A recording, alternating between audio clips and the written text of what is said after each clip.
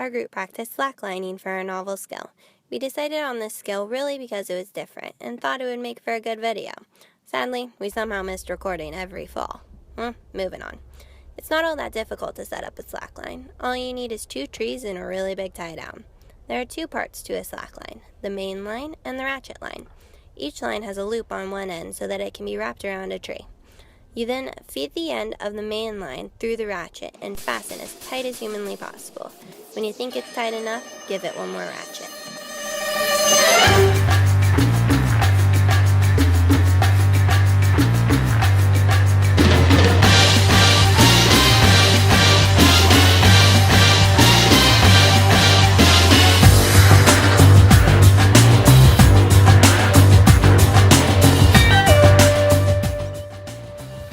Our scoring plan focused on the total distance traveled over slackline.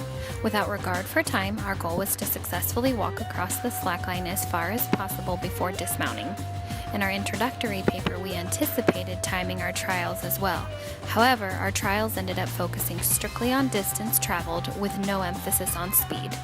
Our group met Tuesdays and Thursdays in front of Tahoe Hall for a total of 6 sessions. During each practice session, 2 of the group members, Megan and Taylor, completed 10 trials, while the other 2 group members, Amanda and Ryan, completed 20 trials each. Recording the data this way allowed our group to analyze whether or not the amount of trials during a single practice session had an effect on distance improvement. Body position is very important in attempting to slackline. Correct foot positioning allows for subjects to further their distance along the slackline.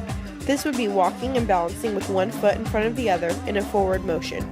Along with foot positioning, where an individual's arms are in space has an effect on balance. Elbows are encouraged to be above the shoulders rather than in line with the shoulders or even lower. This positioning of the arms causes them to use the torso more so than what is needed or necessary, resulting in more movement being made by the body and making it much harder for the individual to balance. The other key to successfully balancing on the slackline is to remain focused on a still object directly in front of the individual. It is highly discouraged to look down at your feet because the neck becomes out of alignment and the body's posture is altered. Once the posture is altered, this can also cause poor balance and result in falling off of the slackline.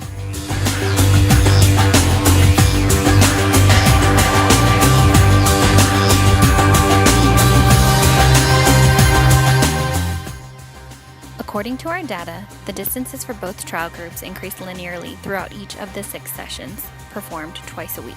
The group performing 10 trials, Megan and Taylor, had a higher change in distance overall throughout the 6 sessions than the group performing 20 trials, Amanda and Ryan. Throughout the 6 sessions, Megan and Taylor's change in group average was 24.7 inches, while Ryan and Amanda's was 19.38. This suggested that Megan and Taylor were acquiring proprioception skills more quickly than Amanda and Ryan. For the first session, the average distance traveled by the 10 trial group was 44.35 inches, and the average distance traveled by the 20 trial group was 62.9 inches. By the end of the final session, the average distance traveled for Megan and Taylor was 69.5 inches, and the average distance traveled for Amanda and Ryan was 82.8. Overall, Megan and Taylor saw greater increases in their overall distance traveled from their first session compared to their 6th. However, Amanda and Ryan traveled, on average, further throughout the 6 sessions. Frequent practice and trials contributed to more distance traveled for Amanda and Ryan. Throughout the trials, there were a few areas where inaccuracies may have occurred. The process of measuring was inconsistent during 2 sessions. The majority of sessions were measured using a measuring tape, and 2 sessions used a notebook. The same notebook was used for each of the 2 practices, and measurements of the notebook were taken into consideration. Each person began their slackline trials as close to the tree as possible, but there was not a designated starting line on the slackline from which each distance was measured. As such, each person started their slackline trial at slightly varying distances, plus or minus 5 inches from the imaginary starting line nearest the tree. At the beginning of the novel skill project, no subject in the group had ever slacklined before. This means that all subjects were in the cognitive phase of learning. According to Fitz and Posner's stages of learning, the cognitive stage is when learners are attempting to acquire the basics of a skill. Each group member was attempting to think their way through the performance of skills in this stage.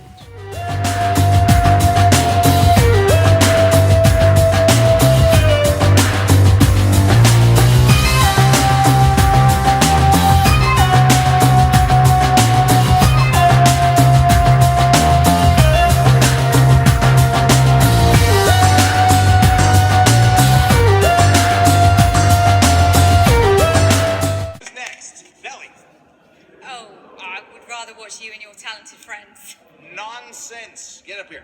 Go ahead. Come on. You gonna wear your heels? I'm very self-conscious about my feet. Okay, sure. There you go. That girl. Hey, all right. Whoa, you suck. All right, who's next? Daryl. Seems like the kind of thing white people with dreadlocks do. Dwight Jr., this looks like your speed. I guess I'd give it a shot. Yeah, come on. Get up here. Just hop on up. Okay. Focus on the horizon. Whoa! Look at this guy. I've always been good at anything that required balance. My doctor says I have gigantic inner ears. Go Dwight Jr. Yes! Unimpressed. It's a tightrope for babies, boo. All right, let's see you do it. All right, let me show you how a real man walks across a flaccid cord.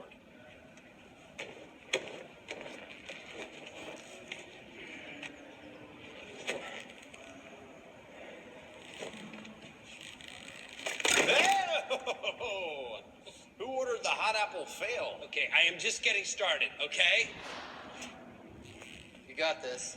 This is all you. Oh! Got ourselves a yard sale.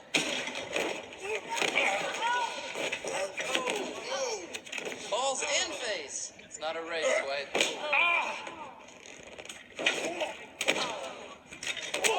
Well, it's official. Old Dwight is lame and new Dwight is cool. That's not true. Give me another chance. This is a bloodbath. All right, I'm calling this. What? It's enough of this. Everyone, let's go back to work. This is This a is not stupid okay. activity. I would be embarrassed to be good at it.